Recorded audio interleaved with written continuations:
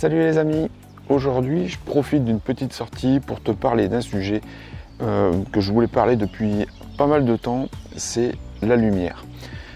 Oui, parce que la lumière elle est importante puisque la photographie c'est écrire avec la lumière. Alors il y a beaucoup de photographes qui te disent que les meilleurs moments de la journée pour aller photographier, c'est soit le matin de bonne heure, soit tard le soir. Ces deux périodes de la journée, effectivement, elles sont très bien parce que le soleil est bas et donc les lumières sont rasantes et ça te procure donc une lumière qui est plus douce que quand il est au zénith et ça te permet de faire de jolies photos. Mais nous allons voir, est-ce que cela est vraiment vrai dans tous les cas ou est-ce que on va être limité de nos sorties. Le matin, on va dire qu'on va avoir 2 heures pour faire nos photos et le soir, ça va être à peu près 1 heure avant le coucher du soleil. Ce qu'il faut bien comprendre, c'est que pour moi, il y a deux grands types de lumière.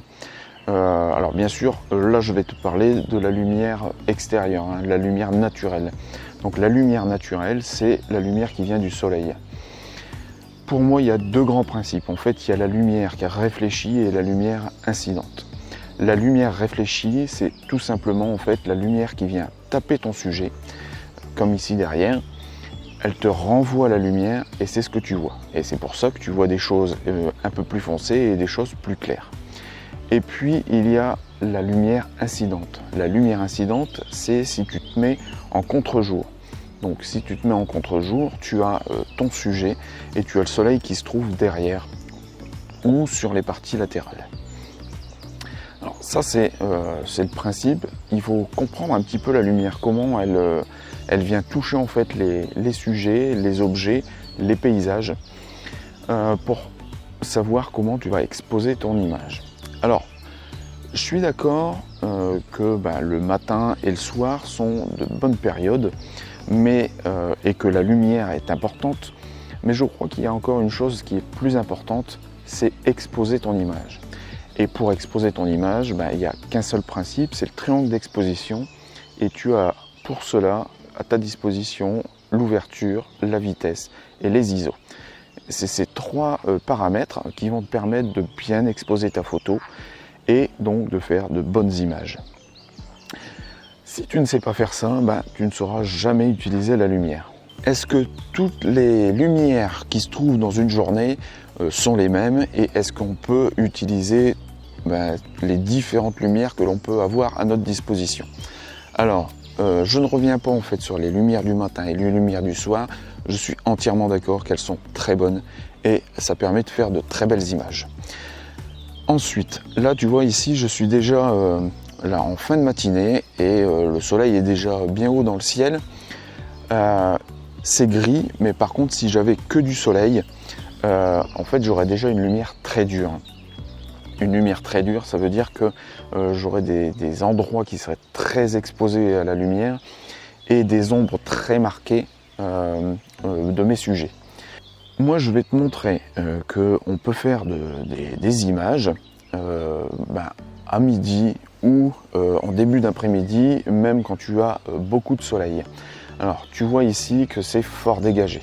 Donc là ici, dans cette situation, si j'étais à midi ou à 14 h, je ne pourrais pas faire de belles images parce que la lumière, comme je te viens de te le dire, est déjà trop dure. Alors ici dans notre cas, comme on a une couverture nuageuse qui est quand même assez importante, là on pourrait éventuellement faire quelques images. On se retrouve tout de suite en sous-bois et je te montre cette lumière qui est différente. On se retrouve donc en sous-bois et donc comme tu peux voir derrière moi, donc là le soleil commence à arriver, il y a un petit peu plus de lumière, mais tu vois que derrière moi c'est quand même beaucoup à l'ombre. Et donc ce que je te disais juste avant, c'est que quand tu vas être à midi, donc là je te parle d'une journée de plein soleil. Pour certains sujets, et comme ici en forêt, tu vas pouvoir venir faire des photos entre midi et 14-15 heures donc là où le soleil est au zénith, est le plus fort, tout simplement parce qu'en fait la canopée protège en fait le sous-bois, et donc la lumière ne pénètre pas complètement en fait sous le sous-bois. Donc tu as une lumière qui est relativement diffuse, et tu vas pouvoir faire des images. Alors notamment par exemple sur de la macro, là ça s'y prête parfaitement. En paysage de sous-bois, et puis par exemple, donc tu vois que là plus j'avance et plus je suis dans l'ombre, et pourtant j'étais bien exposé. Regarde, voilà, là je rentre dans un endroit où la lumière arrive à pénétrer un petit peu plus, et du coup je suis un peu mieux éclairé. Alors pour certains sujets, comme par exemple, alors pas dans ma région mais dans d'autres régions, il peut y avoir des cascades par exemple qui se trouvent en sous-bois, en forêt, et donc tu vas sortir le midi là où le soleil est au zénith pour pouvoir bien exposer ton image. Et si tu venais le matin de bonne heure ou tard le soir, en fait tu ne pourrais pas, parce que tu n'aurais pas assez de lumière. Comme on l'a vu juste avant dans l'autre lieu, j'avais une couche nuageuse, et les jours où tu as du temps gris, eh bien ça peut être le bon moyen pour toi sortir et faire des images. Alors pourquoi ? Tout simplement parce que lorsque tu as une couche nuageuse, en fait les nuages vont te servir comme d'un énorme diffuseur. Donc la lumière va être diffusée de façon homogène partout. Donc ça va t'adoucir en fait la lumière. Donc tu vas pouvoir avoir par exemple des couleurs un peu plus pastel. Et ça peut être très bien par exemple pour du portrait, pour de la macro ou de la proxy, parfois même pour de l'animalier, lorsque tu veux vraiment avoir des couleurs et une lumière très douce et très diffuse. Donc tu vois que il n'y a pas que le matin de bonne heure et le soir que l'on peut faire des images. La lumière en contre-jour, c'est une lumière qui est un peu particulière. Tu vas l'avoir soit derrière ton sujet, soit sur les côtés, que ce soit à gauche ou à droite. Et cette lumière, elle est belle parce qu'elle va venir englober en fait ton sujet.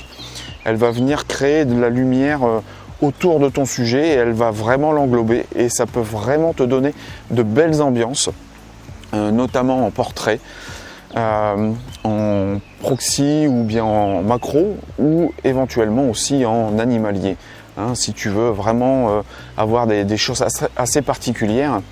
Par contre, c'est une lumière qui peut être assez perturbante au départ, tout simplement parce que quand tu démarres le contre-jour, soit tu vas avoir ton image qui va être cramée, soit tu vas avoir une grosse partie de ton image qui va être toute noire.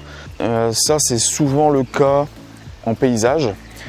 Quand tu vas prendre par exemple un coucher de soleil, ton appareil va être obligé de faire une valeur moyenne entre ton ciel qui va être très exposé et ton avant-plan, donc ton paysage, qui va être en général beaucoup moins exposé. Et pour ça, il faut vraiment travailler un petit peu pour vraiment comprendre et connaître ce rapport en fait de la lumière. Alors pour exposer à peu près correctement, par exemple un paysage, tu vas te décaler par rapport au soleil et tu vas faire ton exposition sur le ciel. Et une fois que ton exposition sur le ciel sera faite, tu pourras prendre ton paysage, et normalement tu n'auras pas trop d'autres réglages à faire parce que tu auras une valeur moyenne, et donc tu auras ton paysage qui sera à peu près bien éclairé et ton ciel qui sera pour le coup bien éclairé puisque tu auras fait ton exposition dessus. Alors ce qu'il faut savoir, c'est que les appareils photo sont réglés pour faire une exposition sur un gris moyen à 18%. Et donc quand tu vas faire tes photos, il va penser que ton sujet c'est un gris moyen à 18%. Et donc il va falloir que tu te dises que par exemple si tu photographies une couleur verte ou une autre couleur, il va te prendre un gris à 18%. Et donc pour toi bien exposer, en tous les cas pour exposer de façon créative tes images, il va falloir que tu utilises, comme on l'a vu tout à l'heure, le triangle d'exposition, mais aussi la compensation d'exposition. Alors ça c'est ton pose-mètre, donc c'est lui qui est normalement réglé sur un gris à 18%. Et donc c'est grâce à lui que tu vas sous-exposer ou surexposer ton image pour qu'elle soit à ta convenance au niveau de la lumière. Pour conclure, moi je vais te proposer un petit exercice pour toi exposer tes images. Tu vas prendre un sujet et tu vas le photographier à différents moments de la journée. Donc du coup tu vas avoir des lumières différentes et puis tu vas donc comprendre comment la lumière vient taper ton sujet, ou si jamais tu prends du contre-jour, comment cette lumière va englober ton sujet et comment tu vas réussir à l'exposer correctement de façon créative et surtout de la façon dont tu le désires, puisque en fait exposer ces images c'est comme nous on le désire, c'est pas comme l'appareil il le désire, puisque comme on vient de le voir, un appareil photo il est programmé pour exposer un gris à 18%. On reverra en fait dans d'autres vidéos quelques principes pour exposer une image, même si je t'ai déjà exposé le triangle d'exposition. On verra comment sur des lumières difficiles, comment on peut faire pour avoir quelque chose d'à peu près homogène sur ta photo et d'avoir juste un petit peu de post-traitement à faire derrière. Alors je pense que j'ai fait le tour du sujet. Donc tu vois que il n'y a pas que le matin et que le soir, donc on n'est pas limité à une période de la journée pour faire des images. Et puis qu'il y a bien d'autres moments dans la journée où tu peux utiliser la lumière que tu as à ta disposition. Maintenant, je pense qu'il faut vraiment que tu saches par rapport au moment de la journée ce que tu veux faire comme type d'image, puisque tu ne pourras pas tout réaliser à toutes les périodes de la journée.